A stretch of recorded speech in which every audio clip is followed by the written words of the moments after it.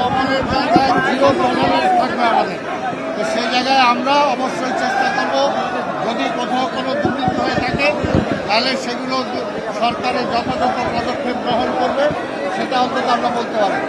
সামনে দিকে যাতে কোনো দুর্নীতি, কোনো অনাচার না হতে পারে সেটার জন্য আমরা চেষ্টা করব। ঠিক আছে ভাই, মিলন ভাই মশা তো আছে, মশা নিয়ন্ত্রণ করার জন্য আমরা চেষ্টা করব। আমরা সেটার জন্য শুধুমাত্র সিটি কর্পোরেশনগুলো একাই দায়িত্ব না, জনগণেরও দায়িত্ব। জনগণও সচেতন হতে হবে।